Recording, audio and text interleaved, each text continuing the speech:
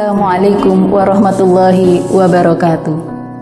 Bismillahirrahmanirrahim. Wassalatu wassalamu ala asrafil anbiya'i wal mursalin Sayyidina Muhammadin wa ala alihi wassahbihi ajmain.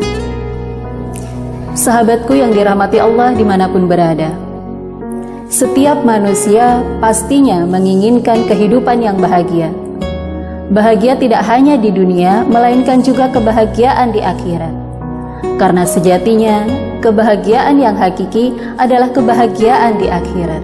Kebahagiaan di akhirat hanya dapat diraih oleh orang-orang yang beriman dan bertakwa kepada Allah Subhanahu wa Ta'ala. Dan Allah Subhanahu wa Ta'ala pun berjanji akan memberikan nikmat yang luar biasa kepada mereka yang beriman dan bertakwa kepadanya. Nikmat tersebut adalah surga. Surga adalah tempat yang terindah yang diciptakan oleh Allah. Dan tak ada satu pun tempat di dunia ini yang keindahannya bisa menandingi keindahan surga. Jadi sudah sepantasnya kalau seorang manusia dimanapun itu pasti akan merindukan menjadi penghuni surga. Tapi tahukah kita bahwa tidak hanya manusia yang rindu menjadi penghuni surga? Surga pun merindukan orang-orang dari golongan tertentu. Pertanyaannya, siapakah mereka?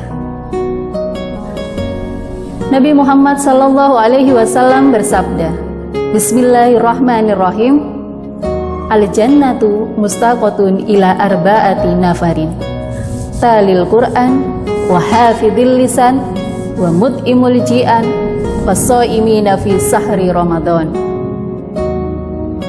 Ada 4 golongan orang-orang yang dirindukan oleh surga. Yang pertama adalah talil Quran, orang-orang yang gemar membaca Al-Quran. Membaca Al-Quran adalah salah satu ibadah yang memiliki pahala yang sangat besar. Bahkan Rasulullah bersabda, setiap huruf dalam Al-Quran yang kita baca itu memiliki pahala tersendiri. Membaca Al-Quran yang dimaksud di sini bukanlah sekedar membaca, melainkan juga mengerti, memahami, dan bisa mengaplikasikannya dalam kehidupan sehari-hari. Karena sebaik-baiknya pedoman dan petunjuk hidup itu bersumber dari Al-Quran. Lalu bagaimana kita bisa mengaplikasikan Al-Quran dalam kehidupan kalau kita tidak mengerti dan memahami isi dan kandungan Al-Quran tersebut? Dan bagaimana kita bisa mengerti dan memahami kalau kita tidak pernah membacanya? Jadi mari kita tingkatkan bersama-sama kegemaran kita untuk membaca Al-Quran.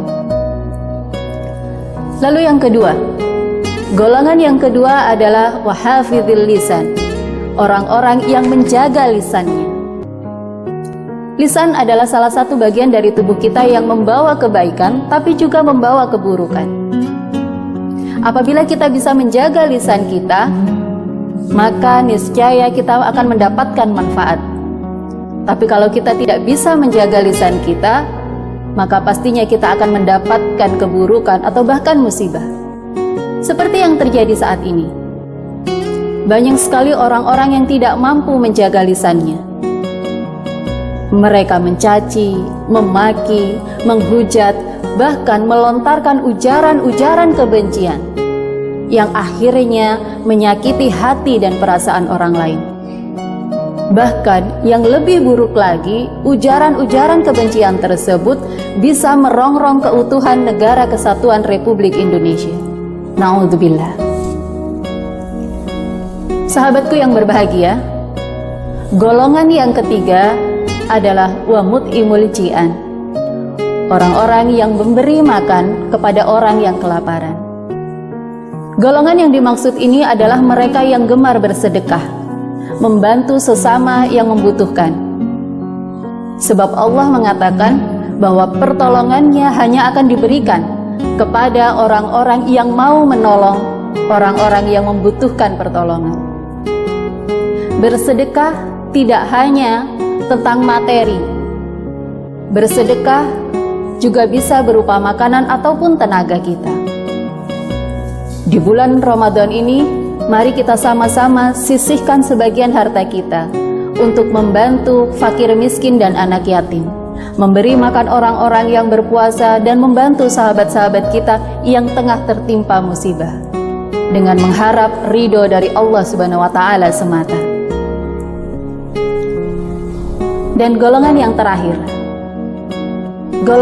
terakhir adalah washaimina fi syahri Ramadan, orang-orang yang berpuasa di bulan suci Ramadan.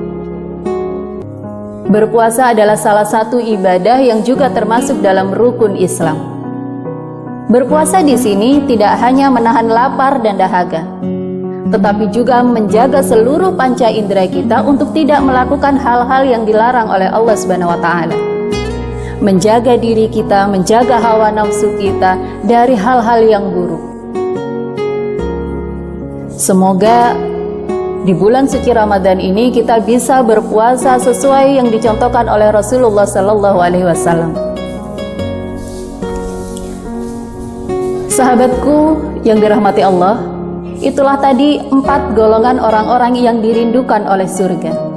Mari kita manfaatkan momentum bulan suci Ramadan untuk bisa mengejarnya, dan berharap kita semua nantinya bisa menjadi penghuni surga dari Allah Subhanahu wa Ta'ala.